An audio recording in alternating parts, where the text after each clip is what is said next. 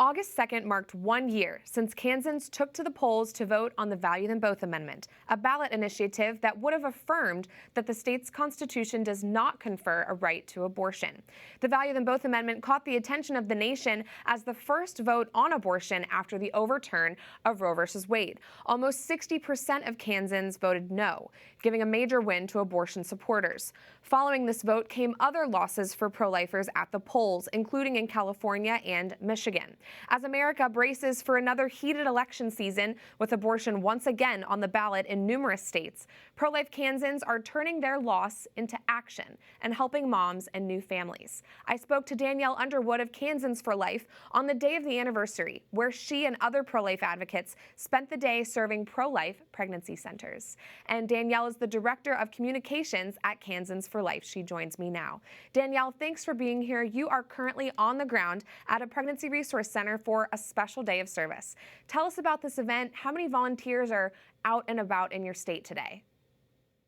That's an excellent question. I don't have an exact number for you, but we've got hundreds of people who have turned out all across the state to help our wonderful pregnancy resource centers.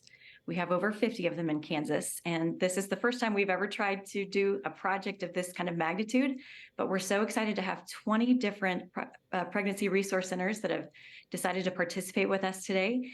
And our team is heading out to 14 different sites to pitch in, roll up our sleeves, and help out in every way they need from us. We want to make sure we show our support for them. The pro-life movement is absolutely behind these pregnancy resource centers that are meeting women's needs every day. It's fantastic. And it's been a year since Value Them Both failed, unfortunately. I'm curious, what is coming next in terms of getting protections for life into Kansas law? We've had a very busy year. We've been following all avenues available to us. So we've been looking at different protections that we've been able to pass.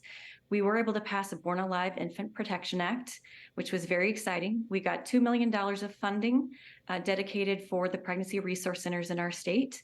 And we also were able to pass an APR, abortion pill reversal notification measure into law. All of those were veto overrides. And it took a tremendous amount of effort by pro-lifers in this state to make all those happen. Wow. But last August 2nd, we promised that we would continue to, first of all, expose the lies of this profit-driven abortion industry, and that we would never abandon women and babies.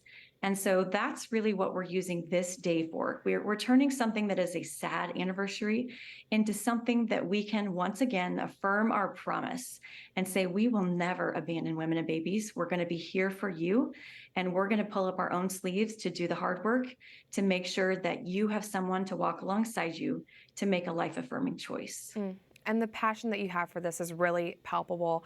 A handful of pro-life advocates in states like Ohio and Florida are in the same situation that your team was a year ago, Danielle. They're working to protect life.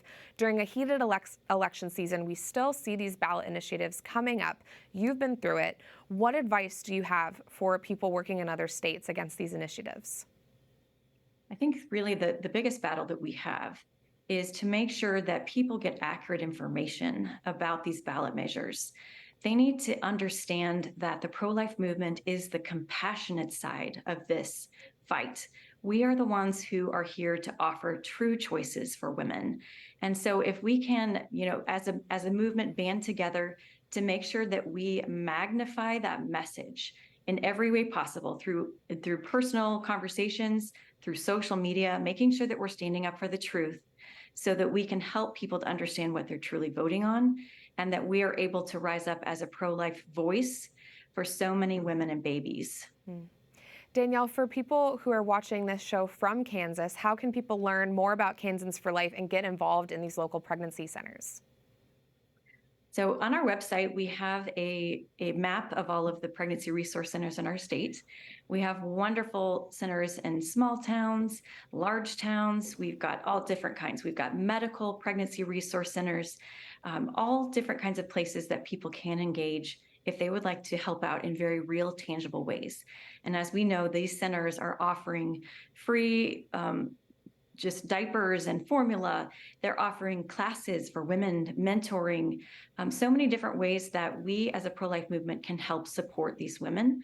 So I definitely recommend coming to our website at kfl.org and learning about this day, Women and Babies Wednesday.